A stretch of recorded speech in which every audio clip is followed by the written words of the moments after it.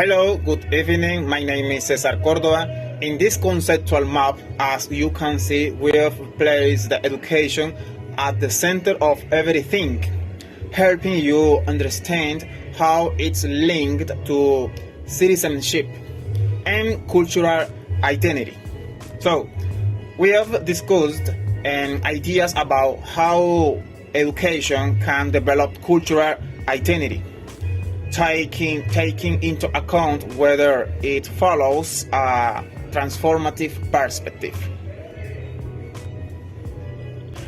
Outer Banks says that traditional education has caused students, especially those in indigenous reservations, to abandon their cultural identity, starting with their language and cultural customs. It is clear that this damage identity because they feel obligated to acquire skills to functions in society. In the case of language, to have a job or communicate with others, they are forced to learn a foreign language to communicate and eat. Therefore, a transformative education fosters cultural identity and motivates students to become people who, for example, who work for social justice. Taking two examples from the United States and Colombia, we have the following in the United States. According to Banks, students who call themselves African Americans were forced not to use their native language, which lowered the spirit of citizens' participations. So, in Colombia, according to Auror Lopez Luis, 2009, the indigenous students face similar situations when their cultural identity is set aside, and bilingual programs could be a good initiative to address this. As will be English teachers, it's true to say that teaching a language is the same as teaching a culture. So, and we must emphasize the same lesson that reflect the students' cultural backgrounds. Okay, this way, English will become a useful tool for participation, and students can build a local and global identity. Thank you. Hello everyone, my name is Wendy Hernandez and I'm going to talk about the types of citizenship rights and some examples. First, there's civil citizenship. It developed during the 18th century and is based on individual rights such as freedom of expression, right to private property, equality before the law. These rights were of great importance as they paved the way for citizen inclusion, protecting individual autonomy from the state. An example of this could be a person freely expressing their opinion or going to court if they feel violated. Second, there is political citizenship, which emerged in the 19th century through active participation in government and political life. It marks the entry of the citizen into the democratic system, giving him or her an active political role. The rights included are the right to vote, the right to run for public office, the right to form political movement. Example, a person who runs for office and participates in elections, attends debates to discuss and propose ideas that benefit their community. Third, there is social citizenship, which emerged in the 20th century when it was recognized that in order to participate in society, people need certain social rights such as access to public health care, the right to free education, the right to a decent standard of living. Example, a child who has access to free public education or a person who receives medical care without discrimination. And finally, there is cultural citizenship, which emphasizes the cultural and linguistic identity of minority groups and therefore includes the following rights: maintain and teach their mother language, celebrate their own traditions, and participate without losing their culture or of origin. Well, my name is Daniel, and I talk about the key concepts of identity.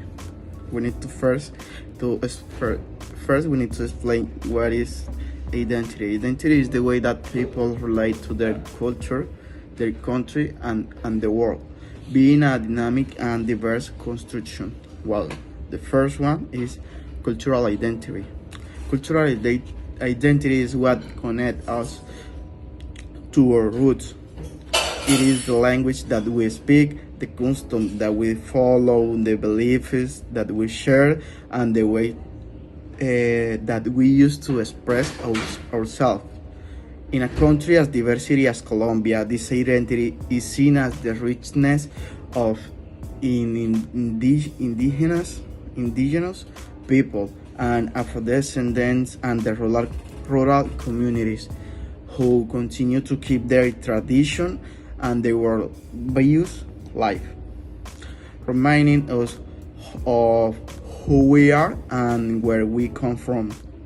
And now, national identity. National identity refers to the sense of belonging and attachment to a state or nation, shared through the symbol, history, institution, and common values. In the case of Colombia, this identity also involves recognizing the cultural diversity of the country.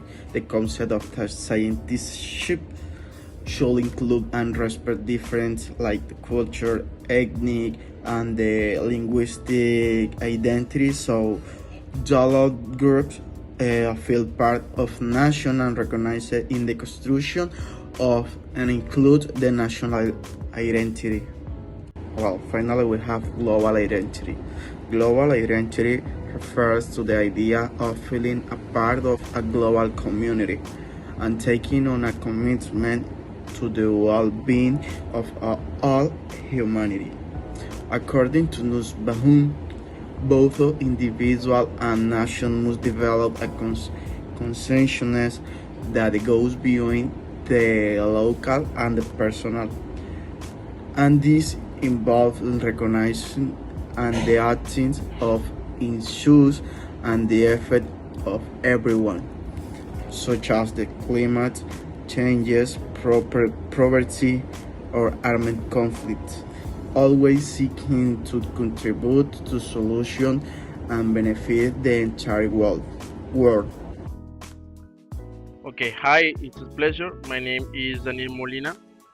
I am going to explain the four levels of citizenships based on bank theory.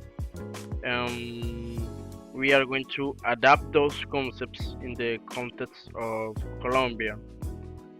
So, we are going to start with the first level, which is called legal citizenship. This is all about being officially recognized as, as a Colombian citizen in the context of Colombia.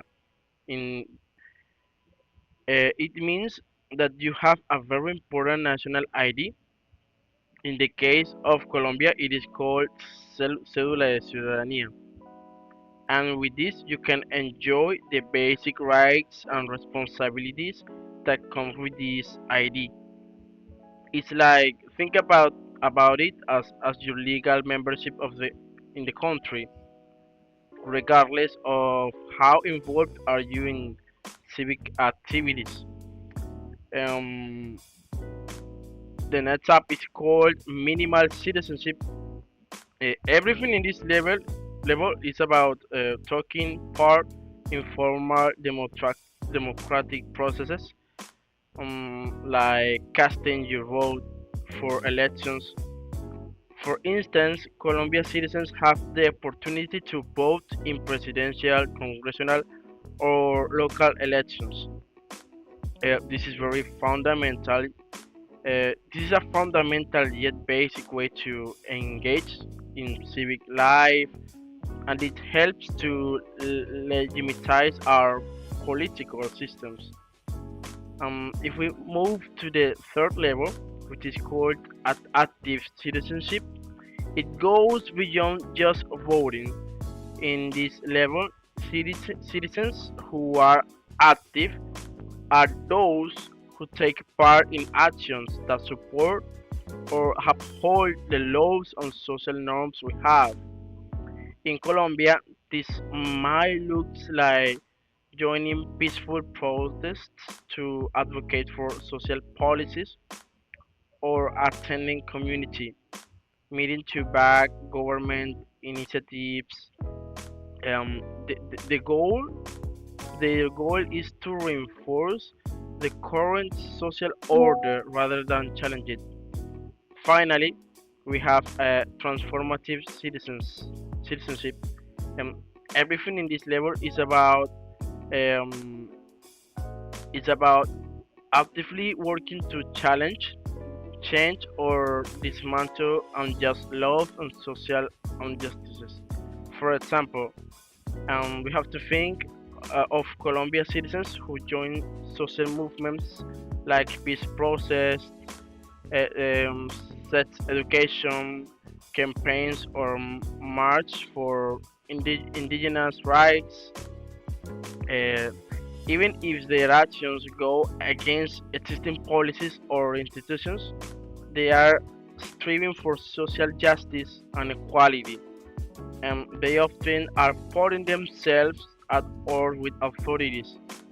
Um, at least I am going to talk about how this level is connected with the Colombian context.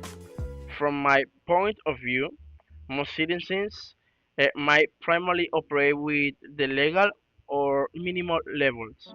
However, some really step up and engage in active transformative roles, especially when they are facing social issues.